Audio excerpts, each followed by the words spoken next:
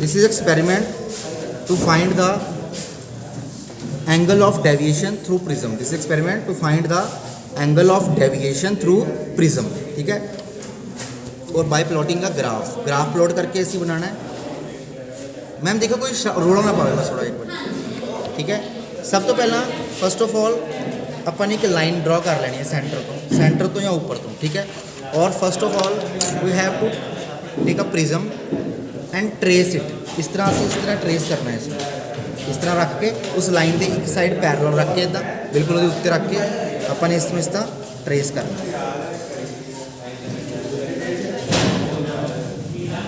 जिहड़ा बोलेगा क्लास तो बाहर जाएगा। ट्रेस कर लिया, ओके।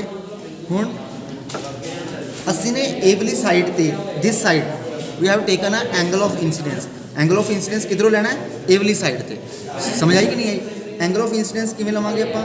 आपां ने स्केल लिता, सब तो पहला आपां नॉर्मल ड्रॉ करांगे। नॉर्मली आपां ने डी यूज़ करांगे। Where is D? इत्थे रखी डी। ਅਸੀਂ डी यूज़ करांगे। सेंटर ते रख लो, इत्थे रख लेने, थोड़ा इधर साइड ते रख लिया मैं, जितों मर्जी रख लो, तुहाडी मर्जी है, ठीक है। 90 डिग्री एंगल और असी इत्थों की बनाता एक नॉर्मल ड्रॉ करो। So this is a normal because ये फ्लैट सरफेस है। अगर इसे परपेंडिकुलर लगावांगे that is normal. Now take angle of incidence. मतलब अपने एंगल ऑफ इंसीडेंस लेना है। याद रखना कभी भी अपने एंगल मेजर करना हमेशा नॉर्मल ते रख के करना है। कितने ते रख के? नॉर्मल ते। असी ले लेने कितना एंगल लीए? 30 डिग्री ले लेने 10 20 30 डिग्री, क्योंकि नॉर्मल तो 30 डिग्री इदा देख सकते हो तुम। कन्फ्यूजन होंगी है तो इदा रख के नॉर्मल के लॉन्ग रख के इदा बिल्कुल नॉर्मल के लॉन्ग लाइन रख के इतने 30 degree, okay. That is 30 degree. 30 degree है और इसमें असी ज्वाइन करता क्योंकि एंगल ऑफ इंसीडेंस नोन होंगे। So this is angle of incidence that is i, angle i that is equal to angle i is equal to 30 degree. इतने लिख लेना। ना ग्राफ भी बना सकते हो तुम साइड पर। एंगल आई कितना है और उस समय डेल्टा कितना है, ओके, ठीक है। हुण दोबारा तो अपन ने की करना है? पिन्स रखने हैं।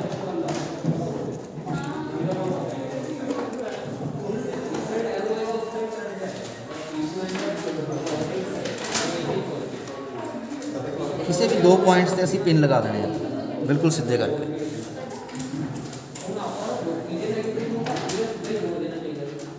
क्लीयर है? इस तो बाद इतने तक प्रोसीजर समझ आ गया तुहानू? एंगल कितना लिता? ए, ठीक है। हुण एक चीज़ होर करनी है नाल ही, इस दे बिल्कुल सी च आपां ने अगर ये प्रिज्म ना हुंदा तां ये लाइन इदां जानी सी बिल्कुल सी विच। सो इसनूं डॉटेड हल्का जिहा लगा दो, ठीक है, ओके। प्रिज्म चक्को, दोबारा उस पोजीशन ते आपां ने इसनूं इस तरह प्लेस कर देना, ओके। हुण थोड़ा जिहा मैं घुमाना इसनूं, इधरों देखने तुसीं सारे देखोगे ना इधरों आके। हुण अगर ध्यान रखना है,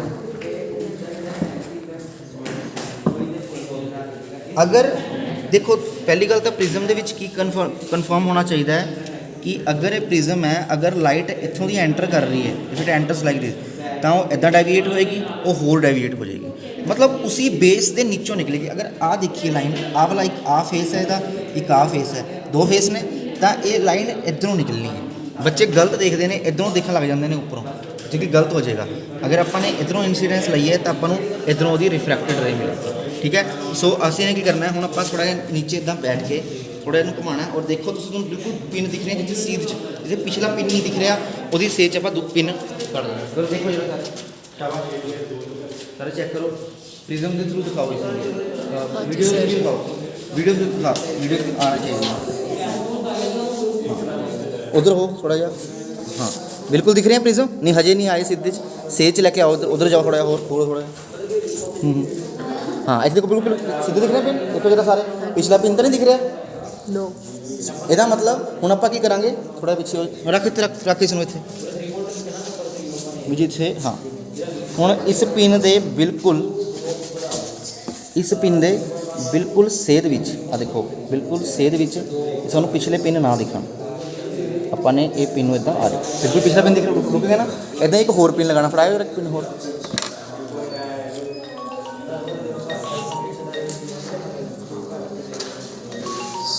ਹਾਂਜੀ ਮੈਂ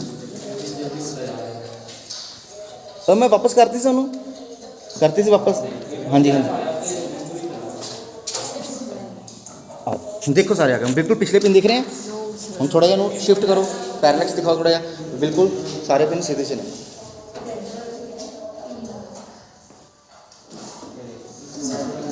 ओके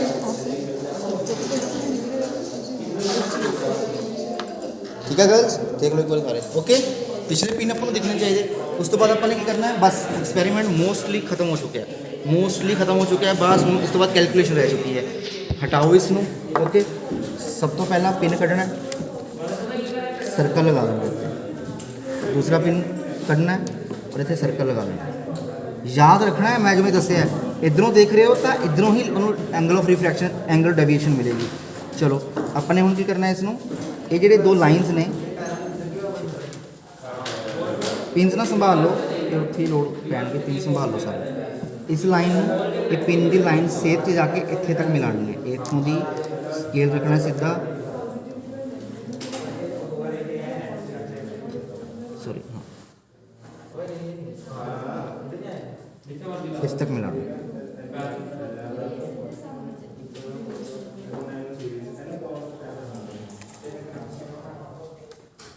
सीधा ही है ना लाइन।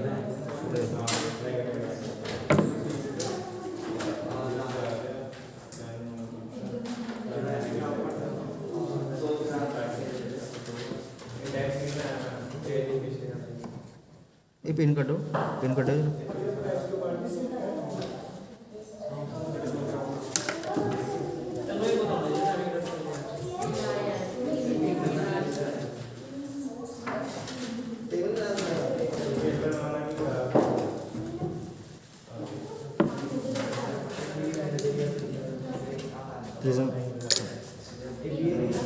ਤੁਸੀਂ ਉੱਪਰੋਂ ਦੇਖੋਗੇ ਵੀ ਲਾਈਨ ਕਿਵੇਂ ਡੈਵੀਏਟ ਹੋ ਗਈ, ਉੱਪਰੋਂ ਦੇਖੋ ਦਿਖ ਰਿਹਾ ਤੁਹਾਨੂੰ ਵੀ ਲਾਈਨ ਕਿਵੇਂ ਡੈਵੀਏਟ ਹੋ ਗਈ, ਇਹ ਰੇ ਜਿਹੜੀ ਹੈ ਡੈਵੀਏਟ ਹੋ ਗਈ, ਮੁੜ ਗਈ। ਸਮਝ ਆਈ ਕਿ ਨਹੀਂ ਆਇਆ? ਇਹੀ ਐਕਸਪੈਰੀਮੈਂਟ 'ਚ ਹੁੰਦਾ, ਲਾਈਨ ਡੈਵੀਏਟ ਕਰਦੀ ਹੈ ਜਦੋਂ ਕਿਹੜੇ ਰੇਅਰ ਮੀਡੀਅਮ ਤੋਂ ਡੈਂਸਰ ਮੀਡੀਅਮ ਜਾਂਦੀ ਹੈ। ਇਟ ਬੈਂਡਸ ਇਹ ਕਿਉਂ ਹੋਇਆ ਹੈ ਤੁਹਾਨੂੰ ਪਤਾ ਹੋਣਾ ਚਾਹੀਦਾ ਹੈ। ਜਦੋਂ ਰੇਅਰ ਮੀਡੀਅਮ ਤੋਂ ਡੈਂਸਰ ਮੀਡੀਅਮ 'ਚ ਜਾਂਦੀ ਹੈ ਤਾਂ it bands towards the normal, ਜਦੋਂ ਡੈਂਸਰ ਤੋਂ ਰੇਅਰ 'ਚ ਜਾਂਦੀ ਹੈ ਤਾਂ ਇਟ ਬੈਂਡਸ ਅਵੇ ਫਰੋਮ ਦਾ ਨੋਰਮਲ। ਤਾਂ ਨੋਰਮਲ ਦੇਖੋ ਆ ਸੀਗਾ, ਇੱਦਾਂ ਨੋਰਮਲ ਹੋਣਾ ਸੀਗਾ, ਇਹਦਾ ਵੀ ਨੋਰਮਲ ਡਰਾ ਕਰ ਲਓ ਬਿਲਕੁਲ ਇਸ ਦੇ ਪਰਪੈਂਡੀਕੂਲਰ ਇੱਦਾਂ। ਇਹ ਸਰਫੇਸ ਹੈ ਨਾ, ਇਹਦਾ ਪਰਪੈਂਡੀਕੂਲਰ ਇੱਦਾਂ ਕਰ ਸਕਦੇ ਹੋ, ਵੈਸੇ ਮੈਂ ਕੀਤਾ ਨਹੀਂ, ਕਰਨਾ ਜ਼ਰੂਰੀ ਨਹੀਂ ਹੁੰਦਾ ਨਾ, ਠੀਕ ਹੈ। ਇਹ ਨੋਰਮਲ ਆ ਦੇਖੋ, ਉਹ ਤਾਂ ਹੋਰ ਬੈਂਡ ਅਵੇ ਚਲੇਗੀ, ਤਾਂ ਇਸ ਕਰਕੇ ਇਹਨੂੰ ਡੈਵੀਏਸ਼ਨ ਕਹਿੰਦੇ ਨੇ। ਵਿਬ ਗਿਓਰ ਵੀ ਇਸੇ ਤਰ੍ਹਾਂ ਦਿਖਦਾ ਨਾ, ਲਾਈਟ ਰੇਜ਼। ਓਕੇ ਸਮਝ ਆਇਆ ਤੁਹਾਨੂੰ ਸਾਰਾ ਕੁਝ। ਹੁਣ ਕੈਲਕੂਲੇਟ ਕੀ ਕਰਨਾ ਹੈ, ਜਦੋਂ ਮੈਂ ਇਸ ਨੂੰ ਐਕਸਟੈਂਡ ਕੀਤਾ ਸੀ ਪਿੱਛੇ, ਇਹਦੇ 'ਚ ਲੇਟਰਲ ਸ਼ਿਫਟ ਆ ਗਈ, ਇਹ ਜਾਣਾ ਤਾਂ ਇੱਧਰ ਜਾਂਦੀ ਸੀ ਅਗਰ ਪ੍ਰਿਜ਼ਮ ਨਾ ਹੁੰਦਾ, ਬਟ ਜਾ ਕਿੱਧਰ ਰਹੀ ਹੈ, ਇੱਧਰ ਮੁੜ ਰਹੀ ਹੈ। ਤਾਂ ਇਹ ਜਿਹੜਾ ਐਂਗਲ ਬਣਿਆ, ਇਹ ਜਿਹੜਾ angle that is known as angle of deviation. ਬਸ ਇਸ ਨੂੰ ਕੈਲਕੂਲੇਟ ਕਰ ਲੈਣਾ ਬਾਈ। ਹੁਣ ਡੀ ਕਿਵੇਂ ਰੱਖਣੀ ਹੈ, ਡੀ ਹਮੇਸ਼ਾ ਇਸ ਦੇ ਉੱਪਰ ਰੱਖਣੀ ਹੈ, ਇੱਦਾਂ ਡੀ ਰੱਖਣੀ ਹੈ ਔਰ ਚੈੱਕ ਕਰਨਾ ਹੈ ਕਿੰਨਾ ਐਂਗਲ ਬਣਾ ਰਿਹਾ ਹੈ। ਇੱਕ ਮਿੰਟ ਇਸ ਨੂੰ ਹਾਂ ਇੱਥੇ ਰੱਖਣੀ ਡੀ, ਇਹ ਐਂਗਲ ਬਣਾ ਰਿਹਾ 40 ਡਿਗਰੀ। ਤੁਹਾਨੂੰ ਤਾਂ ਸਮਝ ਨਹੀਂ ਆਣੀ, ਇੱਕ ਮਿੰਟ ਰੁਕੋ ਮੈਨੂੰ ਦੇਖਣ ਦਿਓ। ਇਹ ਹਾਂ ਇੱਥੇ ਰੱਖਣੀ ਇਸ ਦੇਖੋ ਧਿਆਨ ਨਾਲ। ਇਸ ਕੇਸ 'ਚ ਜਿਹੜੀ ਆ ਡੀ ਹੈ ਇਮਰਜੈਂਸ ਲਾਈਨ, ਇਹ ਜਿਹੜੀ ਇਮਰਜੈਂਸ ਲਾਈਨ ਹੈ ਬਾਹਰ ਆਈ ਹੈ, ਐਗਜ਼ਿਟ ਕੀਤੀ ਹੈ, ਇਹਦੇ ਉੱਤੇ ਇੱਦਾਂ ਡੀ ਰੱਖ ਲਿਓ, ਤੁਹਾਨੂੰ ਈਜ਼ੀਲੀ ਸਮਝ ਆ ਜਾਏਗਾ, ਨਹੀਂ ਤਾਂ ਕਨਫਿਊਜ਼ ਹੋ ਜਾਓਗੇ ਤੁਸੀਂ। ਇੱਦਾਂ ਦੇਖ ਲਓ ਕਿਵੇਂ ਡੀ ਰੱਖਣੀ ਹੈ ਇੱਦਾਂ। ਆਹ ਦੇਖੋ ਹੁਣ ਐਂਗਲ ਕਿੰਨਾ ਬਣ ਰਿਹਾ, ਕਿੰਨਾ ਚੇਂਜ ਆ ਰਿਹਾ ਐਂਗਲ 'ਚ, ਦੱਸੋ ਮੈਨੂੰ ਕਿੰਨਾ ਬਣਾ ਰਹੀ ਹੈ ਆਹ ਵਾਲੀ ਲਾਈਨ ਐਂਗਲ? 38 ਡਿਗਰੀ, ਬਿਲਕੁਲ ਠੀਕ ਆ ਰਿਹਾ। ਤਾਂ ਐਂਗਲ ਆਫ ਇੰਸੀਡੈਂਸ ਜਦੋਂ 30 ਸੀਗਾ ਤਾਂ ਡੈਵੀਏਸ਼ਨ ਕਿੰਨਾ ਬਣਿਆ 38 ਡਿਗਰੀ। ਇਹ ਦੇਖ ਲਓ, ਨੋਟ ਕਰ ਲਓ। ਹੁਣ ਇਸ ਤਰ੍ਹਾਂ ਦੇ ਇੱਕ ਨਹੀਂ ਲੈਣੀ ਰੀਡਿੰਗ, 5 ਰੀਡਿੰਗਾਂ ਲੈਣੀਆਂ ਇੱਦਾਂ। ਇਹਦੀ ਵੱਡੀ ਸ਼ੀਟ ਹੋਏਗੀ ਨਾ 5 ਇੱਦਾਂ ਬਣਾ ਕੇ ਦੇਖਣੇ ਆ ਆਪਾਂ ਨੇ, ਠੀਕ ਹੈ। ਹਾਂ ਤਾਂ ਦੇਖੋ ਕੀ ਫਰਕ ਕੀ ਪਏਗਾ, ਦੇਖੋ ਚੇਂਜਸ ਕੀ ਆਣਗੇ। ਜੋ ਹੀ ਆਪਾਂ ਐਂਗਲ ਇਨਕਰੀਜ਼ ਕਰਾਂਗੇ, 35 ਡਿਗਰੀ ਕਰਾਂਗਾ, ਇਹ ਕੀ ਕਰੇਗਾ 35 ਹੋ ਜਾਏਗਾ, 34 ਹੋ ਜਾਏਗਾ। ਫਿਰ ਮੈਂ 36 ਕਰਾਂਗਾ, ਫਿਰ 32 ਹੋ ਜਾਏਗਾ। ਫਿਰ ਮੈਂ ਇੱਕਦਮ ਜਦੋਂ ਮੈਂ ਇਸ ਨੂੰ ਇਨਕਰੀਜ਼ ਕੀਤਾ 40 ਡਿਗਰੀ ਤਾਂ ਮੈਂ ਦੇਖ ਰਿਹਾ ਫਿਰ ਇਹ ਘਟਣ ਲੱਗ ਗਿਆ, ਇਹ ਹੋ ਜਾਏਗਾ, ਇਹ ਫਿਰ ਇਹ ਵਧਣ ਲੱਗ ਜਾਏਗਾ। फिर 35 डिग्री हो जाएगा। मतलब ग्राफ जोड़ा अपना, अगर मैं ग्राफ ड्रॉ करा तो प्रैक्टिकल फाइल हैगी है, प्रैक्टिकल फाइल लिया, प्रैक्टिकल फाइल लिया तो ग्राफ बनया होगा।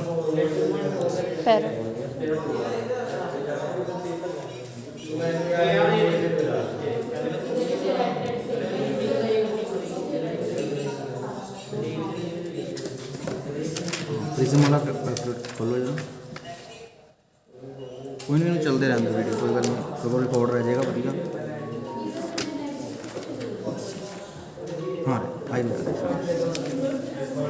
रीडिंग देख ली पहले आप, आ देखो रीडिंग जो 35 डिग्री लिखता से angle of incidence, angle of deviation कितना आ रहा है 45 डिग्री। 40 करांगे वधाता, फिर घटना स्टार्ट हो गया, फिर होर वधाता, फिर ਵਧਣਾ स्टार्ट हो गया, फिर ਵਧਾਇਆ, फिर घटना स्टार्ट हो गया। ਤਾਂ ਆਪਣੇ ਕੋਲ ਜਿਹੜਾ ਗ੍ਰਾਫ ਆਇਆ ਇਸ ਤਰ੍ਹਾਂ ਦਾ ਆਂਦਾ ਗ੍ਰਾਫ। ਇਹ ਗ੍ਰਾਫ ਨਾ ਇਦਾਂ ਦਾ ਆਏਗਾ, ਤਾਂ ਜਿਹੜੀ ਇਹ ਕਰਵ ਹੋਏਗੀ ਇਹਨੂੰ ਥੋੜਾ ਇਸ ਕਰਵ ਨੂੰ ਇਦਾਂ ਬਣਾ ਦੇਣਾ ਸਮੂਥਲੀ। ਤਾਂ ਆ ਜਿਹੜੀ ਰੀਡਿੰਗ ਆਏਗੀ ਇਹ ਹੋਏਗਾ ਐਂਗਲ ਆਫ ਮਿਨੀਮਮ ਡੈਵੀਏਸ਼ਨ, ਕੀ ਹੋਏਗਾ ਡੈਲਟਾ ਐਮ। ਸਮਝ ਆਈ ਮੇਰੀ ਕਿੰਨੀ ਗੱਲ? ਇਹ ਕਿਵੇਂ ਕੈਲਕੂਲੇਟ ਕਰਨਾ ਗ੍ਰਾਫ ਦੇ ਥਰੂ। ਹੁਣ ਅੱਗੇ ਜੋ ਕੈਲਕੂਲੇਸ਼ਨ ਹੈਗੀ ਇਹਦੀ, ਹੁਣ मिनिमम डेविएशन तो आ गया, हमने क्या किया to determine the angle of minimum deviation by plotting a graph ते and angle of incident and angle of deviation इन्होंने यही कैलकुलेट करना क्या। तो हम रिफ्रैक्टिव इंडैक्स भी कैलकुलेट करना जरूरी होंगे। बस फार्मूला होंगे साइन ऑफ ए की करना होंगे, ए वाला एंगल होंगे A angle of prism. Angle of prism हमेशा 60 डिग्री होंगे क्योंकि इक्वलेटरल ट्रायंगल होंगी है, बस 60 ही यूज़ करके चलना है। इसको याद रख लो, ठीक है ना। वीडियो जो आ रहा है वैसे डेल्टा एम आप हुणे कैलकुलेट किया, ਇਹਦਾ मीन कड्डांगे ना चारां दा, मीन करके मैं मीन भी कड्डण की लोड़ नहीं, सीधा ग्राफ देखो, ग्राफ जी नोक जी आ रही है एक कॉर्नर, इनू इत्थे ड्रॉ करो और चैक करो कितनी वैल्यू है 38 डिग्री, ठीक है ना। जरूरी नहीं है कन्फ्यूज़ ना हो जाओ कि अगर सपोज कर लो 37 आती, तुसीं कहोगे 37 तो आई नहीं, कन्फ्यूज़ नहीं होना क्योंकि वो तो मीन है एक तरीके का। 37 क्यों आ रही है क्योंकि आप इसनूं ड्रॉ ही इस तरीके की जी छोटी वैल्यू होएगी वो आएगी, हर एक चेंज हो सकता माड़ा माड़ा, कोई गल नहीं। बस अपने को डेल्टा एम की वैल्यू आ गई, इतने पुट करनी है 2 साइन ऑफ ए पर पता ही है 60 है, वैल्यू पुट करके सॉल्व कर लेना, आंसर आ जाएगा। ठीक है, क्लियर है सानू सारा। सो this is all about prism angle of deviation, इतना ईजी है, ठीक है। ये तुसीं कर लो ए में। हाँ मैं दस दिना, ए ਜਿਹੜੇ पिन मैं लगाए सी ना, पिन की मैं सेध फड़ ली इदा, पिन में सेध सीधे रख लिया, मतलब स्केल के उत्ते रख लिया इदा, फिर स्केल में बस इत्थे टच कराता। जिवें मेरे को 2 पिन सीगे इदा, 2 पिन इधर लगाए थे, एक मैं लाइन इदा लगा, ये प्रिज्म है अपना, ठीक है। मैं पिन की सेध देख ली की, इनू इदा लाइन च रख लिया, बस इनू लाइन च करके दोनों इत्थे टच कराता, कोई मैं पिछे इनू एक्सटेंड करता, जी पिछली लाइन है इदा कट जाएगा। आई गल समझ, इदा किया इनू करके देखो, कोई भी डाउट है पूछ लो, करो रीडिंग लो, तीनों चारों